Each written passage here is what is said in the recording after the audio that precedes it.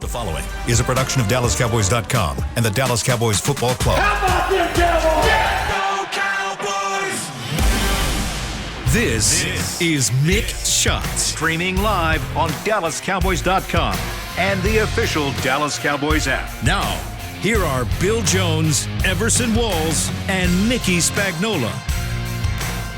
After a brief one-week hiatus, we are back inside the SWBC podcast studio here at the beautiful Star in Frisco. It's a new month. It's draft month here at the Star in Frisco. Bill Jones, yes, finally, we get to hear our fight song. Yes, finally. It's been since before the San Francisco game. We finally get to hear it again. Does that mean the Cowboys have won the offseason already? No, it's a fight song for the draft. Oh, okay. There you go. All right. Haven't won the offseason just yet. But here I am, Bill Jones, and here he is, Mickey Spagnola. And where is he? Everson Walls. What a place to get stuck in. Vegas? Yeah. I don't know about that, right? We get a text overnight, and you were probably fast asleep. I was still. We get a text from Everson that his flight's been canceled, and so he couldn't make it back in time today. I should have tried to pull that. You did last week. I got a text overnight Sunday night last week. Oh, forgot to tell you. I'm going out of town on vacation, and it's the bearded Mickey Spagnola. Yes. He hasn't shaved in at least a week. At least it might be a little bit more because there's no sense shaving when you're on your way to go skiing, on right? the ski slopes. Yeah. It was great. And you know what? You still have some of the snow left in your beard there. Yeah, right? That's the problem with the beard. It's got too many colors, right? And the other problem is, for some reason, everything else is salt and pepper, and the mustache comes black. It looks really weird. So I would imagine by next time you see me, this will be gone. So you have to color your mustache. Yeah. White. Usually That's people what I color mean. it black. Yeah, right? you got to sprinkle some salt in there. It looks like some alternate movie star type thing, if you know what I mean, right? All right. But it was great. Yep. And I wanted to get this out of the way right away and say something about how far women's basketball has come. Mm-hmm. Number one, there was 19,000 people at the AAC for the championship game. Number two, I thought, since LSU made it to the finals, I said, you know what, I'll just go. I'll walk up, buy a ticket, right? None of that? That wasn't going to happen. And then I started looking online, and that wasn't going to happen. And I said, well, we'll get a scalp ticket, because at some point, you know, when the teams lose, they leave and try to sell their tickets. So these guys are coming up, you know, you need a ticket? Yeah. How much? $500. Wow. To go to a women's championship basketball game. And then there's a guy out there trying to convince these people that he can get them in. It's going to be standing room only for the first half, and then he will get you a seat the second half. Okay. And I'm sitting there going, okay, so how much is that going to cost? Well, that was going to be about $300 or $400. Wow. And you wouldn't have a seat. And so he was talking to these young ladies. So they also had a line. How about this? They got a line by the box office because at the last minute tickets come available. Now tell me how those tickets come available. I don't know. How do they? It sounds like a nefarious thing that all of a sudden tickets start showing up right at tip-off, right? Yeah. And so this guy's telling these girls, and I go, there's no standing room in this place. Mm-hmm. And I Except think in the concourse. There might be one spot behind, you know, where the little fences are, that one section in the lower level at the top. But there's no place to stand to watch unless you're going to stand in the concourse or in the entranceway into the stadium, right? Finally, the police showed up and chased these guys off, right? They were getting desperate. Wow. But they weren't desperate enough to lower their price, right? Wow. And I was like, okay, buddy, go eat it, right? Wow. But this is women's basketball. Yep. Now, I remember when it wasn't even – I covered games when it wasn't even an NCAA sanctioned sport. Right. AIAW. Yes. In fact, Kim Mulkey, her first national championship that she won as a player at La Tech, it was still the whatever it stands for, AIAW. And then the one of the other teams that was always good was in Texas. Was it? Stephen F. Austin was good. Stephen F. Austin and their at Wayland Baptist. Wayland Baptist in Plainview, Texas. Yeah, the Flying Queens. And I'm saying now we've come a long way just to get in when 19,000 were there. And then we see a young lady score 40 points in consecutive playoff games. She's an unbelievable player. She should have been the Chuck Hawley of the tournament. She lost losing team in MVP. Yeah, she was incredible. Yeah. She has Steph, and we're talking about Caitlin Clark from Iowa. She has Steph Curry range on her shot. And I've watched her for several games now, even going back to the regional tournament. And she reminds me, she's like the quarterback of the team. Her passes are incredible. Yes. She is a basketball savant. And she reminds me, the game has slowed down so much for her. Mm-hmm. She looks like Aaron Rodgers or Tom Brady running that offense. And she doesn't break a sweat. And she just has a calmness about her. And now she will turn it over. There are 8 or 9 turnovers that she has in a game because of the special passes that she is making, and her teammates just aren't ready for it. But spectacular player, and she's got another year at Iowa too. 2 more things, and then we'll get on to football. The 1-3 she hit in the semifinal game, her foot was on the edge of the center court logo. Yeah.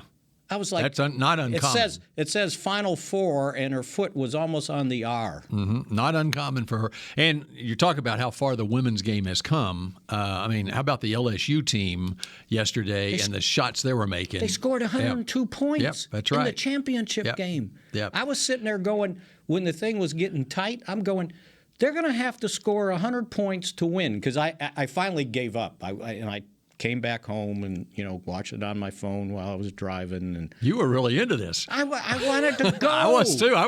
I set aside a couple hours yesterday afternoon that I'm not taking any phone calls. I'm watching this game, and it was compelling. And now you needed to wear your officiating cap in here today. Well, that was my next point. They ruined the game. That's right. 19,000 people went to the game to see Caitlin Clark and Angel Reese. I said Angela. And they got in foul trouble immediately. Mm-hmm. What are you doing? And the post for Iowa, too. Yes. And I read a story. No, don't get me wrong on any of this. But I always think when you get to the championship game, you get the best officials. There was a story in Sunday's paper about how this is the first time in the women's championship game that all 3 officials were going to be female. I think they need to rethink it. This is basketball. They were calling the game like there was a bunch of girls out there playing. These girls are good. They're aggressive. They're physical. All these touch fouls, and then the technical foul when she just threw the ball meanly. You know what she did on that? I talk about her being a basketball savant. She knows there's no official in the vicinity of where she was. She was about to huddle up with her team before a free throw, and she tosses the ball behind her to the spot where the official was going to been. The official is going to be lined up for the free throw. Right, exactly. And they called it. It wasn't a toss of disrespect, and not the fact that it's a technical. It was her 4th foul. And so the technical carries with it a personal foul, and they gave her a 4th foul. And as an official, you have to have. Even if, and they've given them a warning before, delay of game warning a few minutes earlier, and so that's why in her statement, that's why she rang her up with a technical. But you have to have more awareness of that. I mean understand what you're calling. Right. In the entirety of the game, you have to have more awareness. I mean, those 2 girls had of the impact your calls are making. The people you came to watch had 2 fouls before the quarter was over, first quarter. What are you doing? Yeah, it's just because in the first half of the game, Angel Reese was sitting on the bench for the majority of the first half. And they were all like little. I mean, it was both ways. It was incompetence. I don't both know ways. I don't know how those head coaches didn't get a technical foul. Well, Mulkey sure deserved. She tried hard. There was one play that went viral. The video went viral. It shows the official in front of the LSU bench having to push Mulkey. Mulkey makes contact with her ranting, and she has to push her away to make the call on the court or whatever to do her job. Unbelievable. But I tell you that doesn't what, get a technical. What a scene. What a scene. People were all over that place. And by the way, if you want to see how far, and I think this relates not just to women's basketball, but sports in general, how far things have come in 30 years. Yes. Like Caitlin Clark, the last time a player scored over 40 points in a championship in the Final Four was Cheryl Swoops, Texas Tech, and that was 30 years ago in 1993. And there's a video on YouTube. You can go back and watch the entirety of that game if you wish. But all you have to do is watch about 30 seconds of it, and you see the players on the court. Compare that to what we have today, and the strength and conditioning programs, the skills training that all of these athletes are getting in all sports at all levels is just unbelievable. The athletes that are on the court or on a football field now compared to what they were 30 years ago. And the girl that should have gotten the MVP was Alexis Morris. Not only did she save the day scoring, like somebody can hit 12 to 15-foot jump shots, right? Yeah. Which are the mid-range jumper. No one does that anymore. Yeah. And the fact that she held Caitlin Clark to 30. Now, that may not sound like a great deal, but she held her to 30 points. Yeah. And got 2 fouls on her for pushing off with her elbow. Yeah. So anyway, it was a neat day. I wish I could have got in, but I tried. I couldn't make it. $500. It was like, I can't do that. I can't wait to see what the TV ratings are on it. And meanwhile, you got a men's game tonight or a men's Final Four that had so many long shots, most long shots making it in history, as far as no top 3 seeds that made it to the Final Four. I just heard on the radio the call for San Diego State when the guy made the basket. Yeah. He's something like, they won. And tell you what, FAU is not going to the championship game. San Diego State is. What a great 4 days for state of Texas. Yep. 2 games here or 3 here and 3 in Houston. Pretty cool. All right, we got to probably get to the Cowboys. You didn't go to the Taylor Swift concert? I did not, but it sounds like I should have. All right. So what in the world did you put on your legal pad on your ski trip? Oh, this is like all leftover stuff. I tried to keep up. I mean, not too much happened last week, right? Yeah. Cowboys re-signed Jonathan Hankins to a 1-year deal, the veteran exception. They lost Carlos Watkins to Arizona on a 1-year deal, so that tells me the Cowboys didn't try real hard to. Well, yeah, and the 1-year deal on Hankins, I mean, it's 1.3, and then as far as the salary cap, it's the veteran. Basically, it's cap 1.09 million. Yeah, so it's a veteran exception. Yeah, so and that's the market out there, right? You're seeing really over the course of a 2-week period here, since the first wave of free agency when the big money was being spent. These veteran players, because the market is so flooded, they have had to accept 1-year deals across the board. And just hoping that they play well enough that they make good 1-year deals, hoping that you get in that upper echelon when you hit free agency again next year. And then I get a 2-year deal. That's right. But, I mean, think about it, what J. Ron Kurtz did, right? And he parlayed his 1-year deal into a 2-year deal. But now he goes into his last year of his contract. And you're just hoping that somebody will bite on you later. I mean, the same thing with Ronald Jones when they signed him, right? It was a one-year It's deal. 1 year. And he's been in the league, 4 or 5 years? Dante Fowler probably thought, okay, I did enough to get a multi-year deal. No, he's re-signed for 1 year, those 6 sacks. So, and then the Cowboys nibbled with Chuma, Udoga, and Rico Dowdle, who was on IR, so that was, kind of inevitable. So, yeah. But I think from the Cowboys standpoint, getting Dante Fowler back, that was 6 sacks on the team that ended up, third in the league in sacks. The beauty of it is with the 1 year signings is it has no impact whatsoever on what you do in the draft. Right.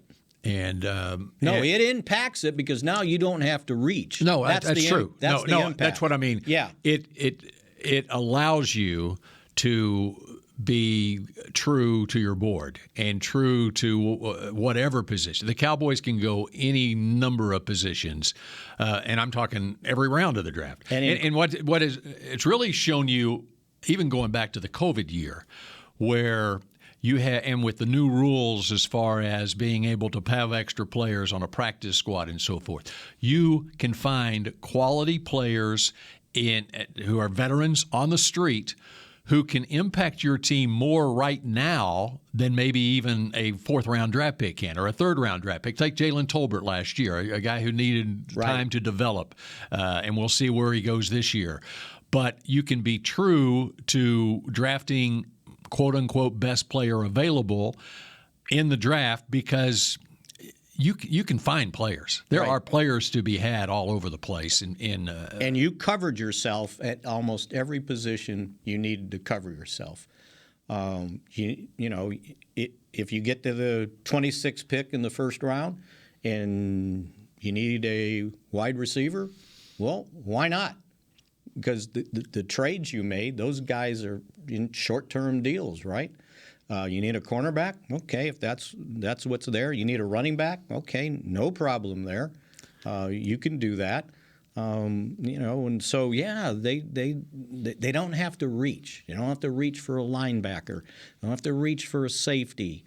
Really the only thing that they didn't end up with a quality veteran would have been tight end. But again, you had 2 young guys on the move, right? So, but you're kind of covered there. So you don't have to. I always go back to this. In 1994, it was the first year of basically the salary cap in free agency, and the assistant coaches were just harping and harping. We need a defensive end. We need a defensive end, and there really wasn't any defensive ends there. And they take a shot at the defensive end. Chante Carver, and he wasn't a first-round pick. Mm-hmm. But they said, we got a need. And I think, they should have learned their lesson when you do something like that. Cowboys have done that more recently, too. Yeah. So you got to watch yourself. Taco Charlton. Yeah, same thing, right? But at least he was he a first round? He was first round, right? Mm-hmm. But they've covered themselves, so they should not have to go in the draft and say, we absolutely need this. And that was the beauty of this offseason, that everybody right from the start, nobody's doing any work. Everybody's on spring break at the Star. And slowly but surely, day 2, 3, and on, they did what they needed to do. All right. When we come back here on Mix Shots, I want to ask you about the running back situation and where it lies right now. Mix Shots continues in just a moment. The Medal of Honor is our country's highest military award for valor in combat. More than 40 million individuals have served in the armed forces since the Civil War. Fewer than 4,000 have received the Medal of Honor. The National Medal of Honor Museum will be a place to preserve these legacies and inspire America. It's being built right next door to the Dallas Cowboys in Texas. Help us honor our country's greatest heroes. Learn more and get involved at mohmuseum.org. We paid how much for those lessons? Shh, she's doing great. Oh yeah, totally. Can you pass me a Pepsi Zero Sugar? Great job, honey! Oh, look at that. That's not the end. No way. Now it's time for the encore. You know what? You're right. 5 times? Not enough times. For everyone who traded in rock concerts for their kids' recitals, you've compromised enough. Pepsi Zero Sugar. That's what I like. Nobody protects you from mayhem like Allstate. You hear that? I'm a torrential downpour. Torrential? What's that even mean? It means you can't see out of your windshield. And if you have the wrong car insurance, you might have to make it rain to fix your bumper.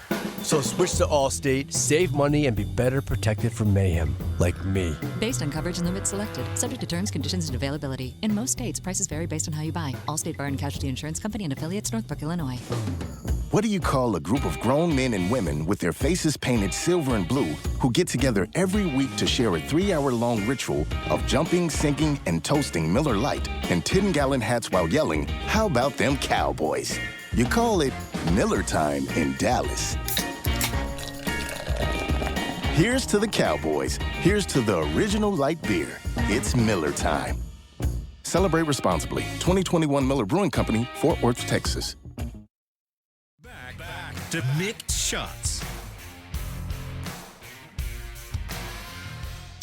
Cape Post Roofing and Waterproofing, proud partner of the Dallas Cowboys. From corporate homes to your home, have your roof checked by choice, not by chance. Call now, 214-225-4860. That's capepostcompany.com. And after the weather on Sunday, I bet people are having their roofs checked. Oh, did you have hail at your place? We did not. We didn't have lucky. rain, much less hail. We were in. I saw the radar, and we were right between all the red and yellow on both sides. And then where it was over us, it was just a little bit green. I'm going, oh, thank God. Yeah. All right, we got to get out of here at 11:45 today because we've got Media Mash coming up at noon. And so let's get right to it here. Running back situation for the Cowboys. Here we are. We're basically at the halfway point between the start of free agency and the NFL draft. Okay, so the draft now 24 days away, and free agency started, 3 weeks ago today.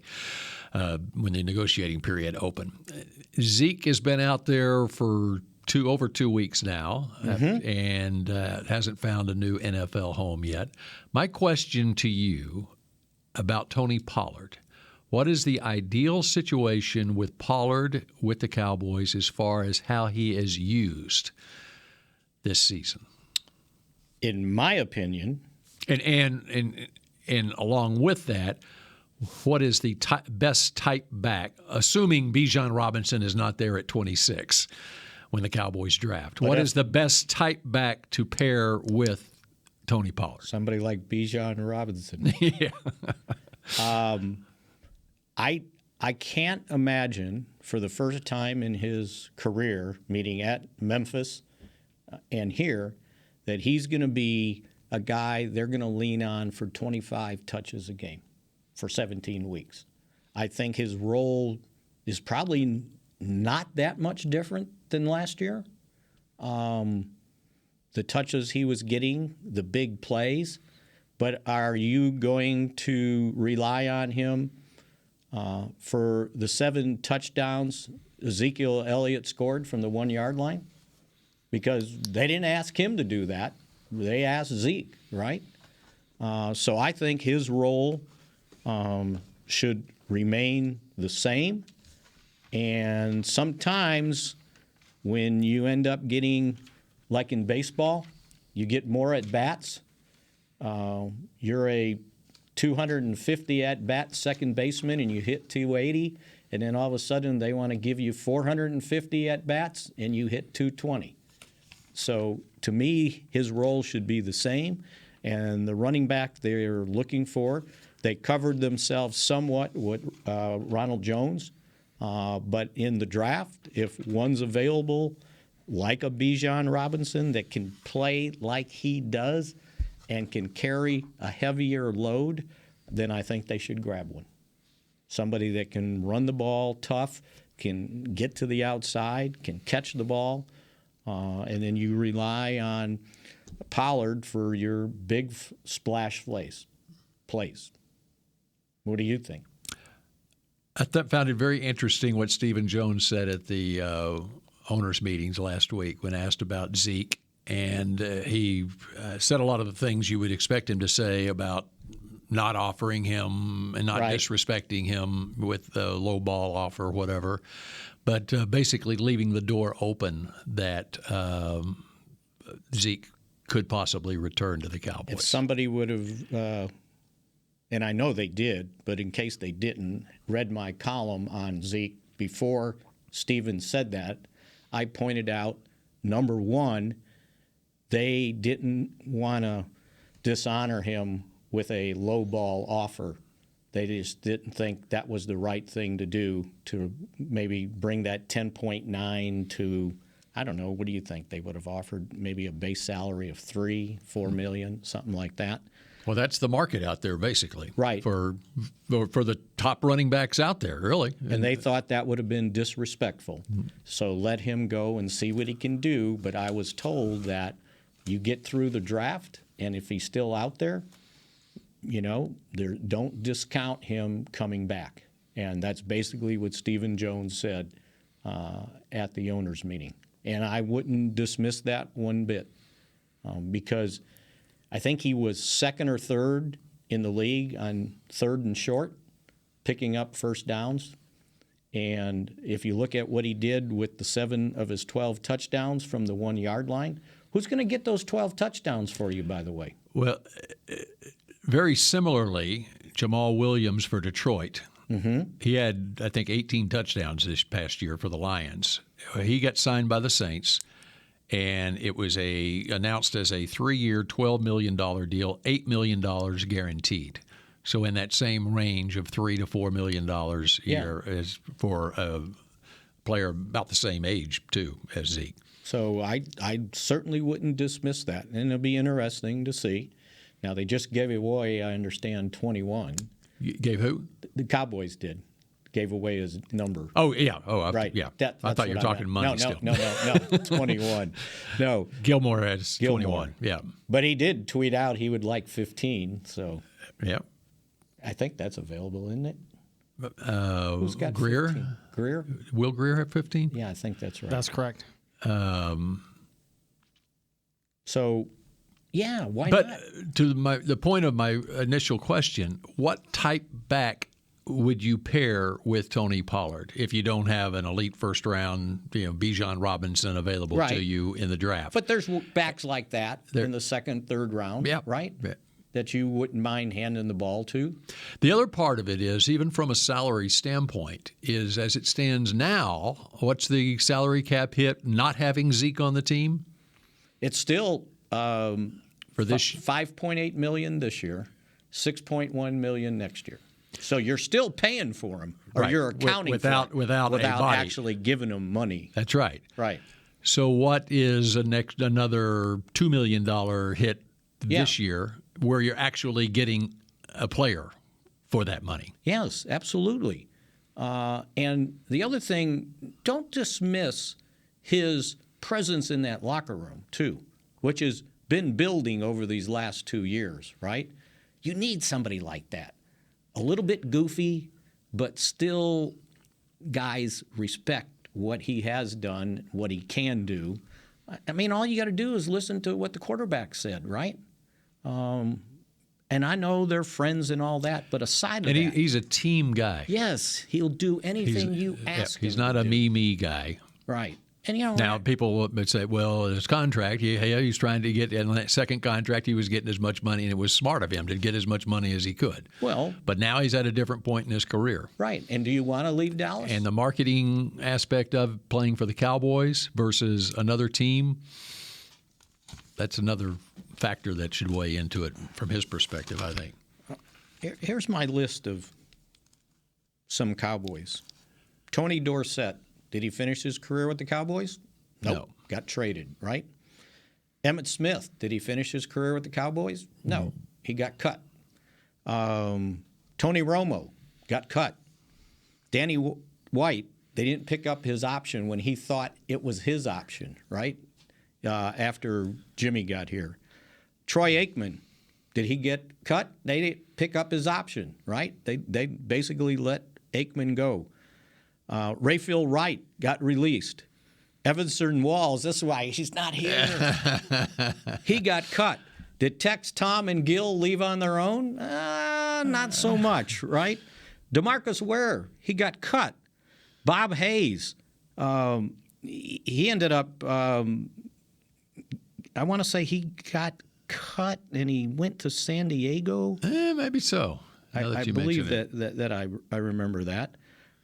Jimmy basically got cut, right? Larry Allen got released.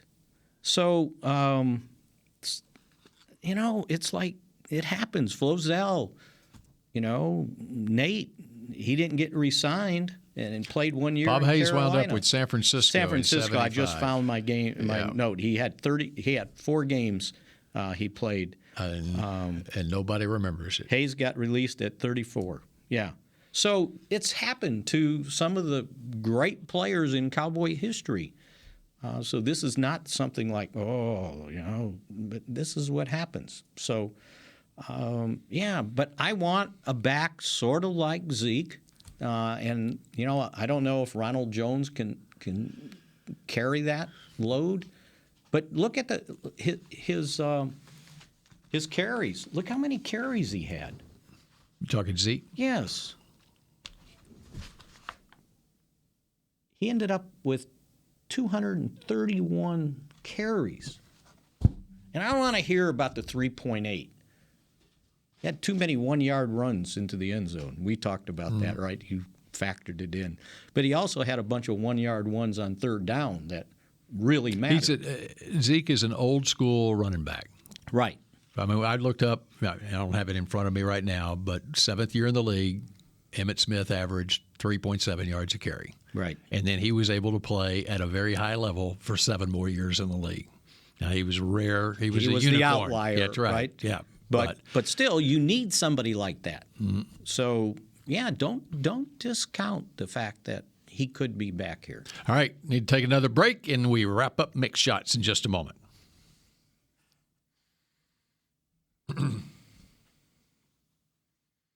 We paid how much for those lessons? Shh. She's doing great. Oh, yeah, totally. Can you pass me a Pepsi Zero Sugar? Great job, honey! Oh, look at that. That's not the end. No way. Now it's time for the encore. You know what? You're right. 5 times? Not enough times. For everyone who traded in rock concerts for their kids' recitals, you've compromised enough. Pepsi Zero Sugar. That's what I like. Nobody protects you from mayhem like Allstate. You hear that? I'm a torrential downpour. Torrential? What's that even mean? It means you can't see out of your windshield. And if you have the wrong car insurance, you might have to make it rain to fix your bumper. So switch to Allstate, save money, and be better protected from mayhem, like me. Based on coverage and limits selected, subject to terms, conditions, and availability. In most states, prices vary based on how you buy. Allstate Bar and Casualty Insurance Company and affiliates, Northbrook, Illinois. The Medal of Honor is our country's highest military award for valor in combat. More than 40 million individuals have served in the armed forces since the Civil War. Fewer than 4,000 have received the Medal of Honor. The National Medal of Honor Museum will be a place to preserve these legacies and inspire America. It's being built right next door to the Dallas Cowboys in Texas. Help us honor our country's greatest heroes. Learn more and get involved at mohmuseum.org. The season is finally here. For months, we've been gearing up to win. Now it's time for the team that performs on any field, United Ag and Turf. With John Deere zero turns for mowing, compact tractors for loading, mini excavators for digging, Gator utility vehicles for hauling, implements for grading, hay tools for baling. United Ag and Turf, for winning. The official Ag and Turf equipment supplier of the Dallas Cowboys. Visit UnitedAgAndTurf.com for more. Back to Mick Shots. For one night only, music legends Billy Joel and Stevie Nicks will perform at AT&T Stadium on Saturday, April 8th. That's 2023, by the way, so that means it's this Saturday. Is that correct? That is correct. Tickets are now on sale at SeatGeek.com, the official ticketing provider of AT&T Stadium. And I'm proud to say that I've seen both of those in concert. What year? Billy Joel early, Because I think like I might have 1970 something. Yeah, I might have been still in college, and I've seen 1960 something. No, I'm kidding. Yeah, right. You had the 70s, right? And Stevie Nicks performing on her own and with Fleetwood Mac. Yeah, there you go. Yeah, I saw her at a concert in Memphis. So what about this week? Will you do what you did at the women's basketball I'm going to go and look for a game? walk for a scalp ticket. Oh, man. All right. What the Cowboys have done so far in free agency, we've talked about where they sit here 24 days away from the draft. That Dallas Day here on Friday.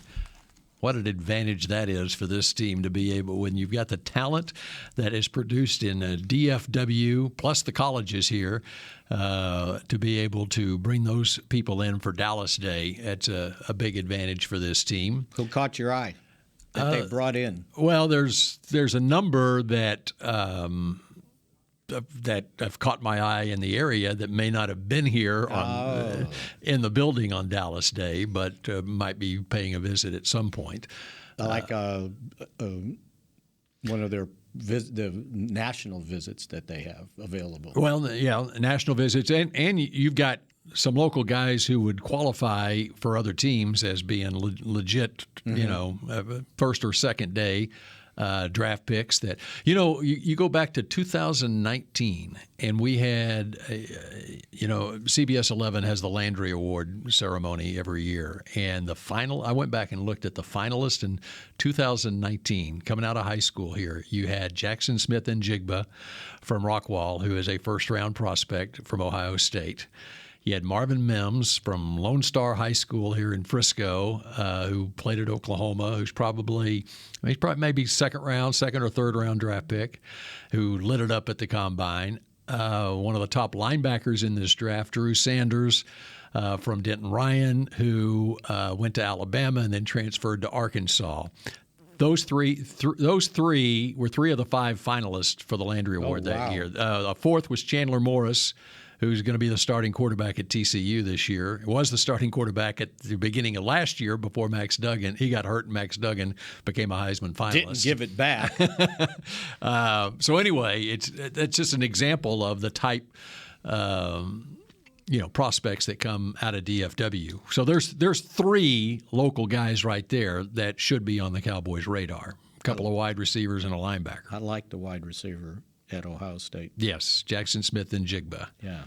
He just needed to stay healthy. Right, and he wasn't healthy this past year. But the Cowboys should feel fortunate if he's still available at 26. I think he's going much earlier than that. I mean, don't you think I read where somebody was writing about him, and they, the analysis was that he's just a slot receiver. I thought he played outside. He can do whatever. He can do anything, right? Yeah. I mean, now the thing is, he has played a lot in the slot, and he's got the athletic ability to. But he's not a smallish, slot receiver. Yeah. He can, but. Yeah, because what was his best year? Was it second year? Yeah, go watch the Rose Bowl. Yes, absolutely, single-handedly, right? The Rose Bowl was his C.D. Lamb OU Texas game. Right. When C.D. came out, all you had to do is go watch the Texas game. Well, with Jackson, go watch the Rose Bowl. Anyway, that's. The other thing I was going to mention with TCU, and the local colleges qualify as guys that they can bring in for Dallas Day. Quentin Johnston, the wide receiver from TCU, big wide receiver, Calvin Johnson-like, is a first-round prospect too. And boy, like his size. Yeah. He's hard to cover. That's one of those. Just throw it up to Alvin, right? There you go. Throw it up to that guy. Yeah, absolutely. Yeah, and so, wide receiver, we talked about it. Running back, we talked about it. Tight end. SMU's got a wide receiver, Rashee Rice, out of Richland High School here, who is a really good prospect. So you name the position, I'll tell you why they need it. Even quarterback. Down the line. Why not? Mm-hmm. 5th, 6th round, if somebody catches your eye. Jerry has said Could be Duggan. Duggan. Duggan, sorry. Duggan. Jerry has said fairly recently that, it may have been when Brock Purdy was doing his thing with San Francisco, it's maybe we should draft a quarterback every year. Oh, a change. Something like that, yeah. Since they went they never needed a quarterback, and they were always relying on veteran guys to be the backup, right? Until you run out of veteran guys to be your backup, then you go, well, let's take Dak Prescott. Well, and the other part of it is, there was a time where quarterbacks weren't getting hurt. Right. But this past year, there's a number of teams. I bet half the teams in the league at some point had to go to a backup quarterback this year. And we had a longer season and, just. And here's the other thing. Even on the down-the-line quarterbacks, they started in college. Quarterbacks aren't sitting behind somebody and saying, okay, I'll wait my turn. They'll go find some place to play. And I think these guys are much more prepared now to play in the NFL than it was 10, 15 years ago. Kind of getting back to where we started, how far women's basketball has come, how far has quarterback. Think about these quarterbacks and how much football they play. There is now an offseason program around the country, which is called 7-on-7, where they have a football in their hands doing something. I'm glad you said 7-on-7 because I had 7-11 on my mind. Yeah, they get to play 7-11. But no, even in high school, right? They're just more prepared. Now, if you stay in college long enough, right? These, two one and done. They're not one and done in football. But they're one and done starting anyway. Yeah. Like Richardson from Florida. You got to play. That one scares me. Mm-hmm. I mean, he's got all the athletic ability in the world, right? But he hasn't played that much football. Do you think that helped Troy Aikman as much football as he played in his college career? There's no doubt. And Tony Romo, how much football he played and then sat for 3 years before he got a chance? It's huge. Even Dak. I mean, he played. Yeah. I mean, was it 3 full years as a starter? 3 full years as a starter. Yeah. Anthony Richardson, Florida, was a starter this year, started 12 games. Prior to that, he had one start in his college career. See, that scares me. That scares me. And a 54% completion percentage this year, too. Because these quarterbacks that come out too soon, that haven't played a lot, haven't seen a lot, and now you're going to make that transition in the NFL. Okay, all right. Let me ask you, there's another thing that was coming out of the owners' meetings last week as far as the Cowboys' offensive tackles. Yes. And Terrence Steele obviously coming off the ACL injury. Now Tyron has his contract redone. What do you make of what Jerry said about the situation at the tackle position? So I think his point was that they would look at Steele as a potential swing tackle that can play each side. I don't know that he's ready for the left side. Because if he had a shortcoming, I think it was pass blocking, right? But what nobody pointed out after all that, like, oh, how are they going to do this and this? What if Steele is ready to play? He's my right tackle. What if I don't have somebody that I can sink my teeth into at left guard? So what about Tyron going back to left tackle and Tyler Smith moving to left guard? What's wrong with that? Here's the deal. I mean, that was the plan until Tyron got hurt. The decision doesn't have to be made until September. Exactly. And Terrence Steele is going to be in rehab from his ACL injury throughout the offseason, basically. Okay, because that was a December injury. So he probably didn't have the surgery till mid to late December. I mean, yeah. So his 9 months include September. That's right. And so when Jerry is answering the question right now, and you can also keep in mind where Terrence Steele is with his contract. He's going into his last year or whatever. And Correct. Where Tyron is in his career, and you want to respect Tyron. Okay. So and when they go out for OTAs in May, how are they lining up? Okay. Who's going out with the first team? Well, Tyler Smith is going to be at left tackle. Tyron, depending on how much he does, is you can line him up at right tackle just at the end of last year, because Terrence Steele may not be ready to go game one in September. Exactly. And so you have to go into the offseason. Those are your two tackles. It's a different deal than if everybody's healthy. And then you sort things out and you see where you are injury-wise and who you've added to the team and so forth once you get into training camp and so forth. But you don't have to – the easy thing to say right now is this is what we've got. We've got Tyler Smith here. We got Tyron Smith there. And Terrence Steele is your swing guy right now. And we'll use Udoka as the left. You pencil him in there and see what he can do at guard and see what you get in the draft. Let's remember he was so good – he only got to sign a 1-year deal, and no one wanted him to be a starter, you would think, right? No one was sinking their teeth into this guy. Now, he may be good. This is Udoka? Yeah. Yeah. Right? Yeah. A 1-year deal. Yeah. So he's going to have to win that job. They're not going to hand it to him. I think McCarthy said that's kind of how they would probably line up, that he'll compete for that starting job. I don't know that he's got any competition there.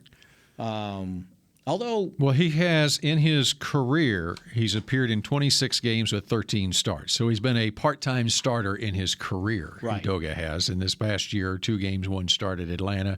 Previous year with the Jets, 5 games, no starts. And then in 2020, which was his second year in the league with the Jets, he had 11 games and 4 starts. And 8 starts his rookie year as a third-round draft pick in 2019. And you got to find out what Farniak's got, right? And even if he's not starting, is he the guy that's the guard center backup guy, swing guy?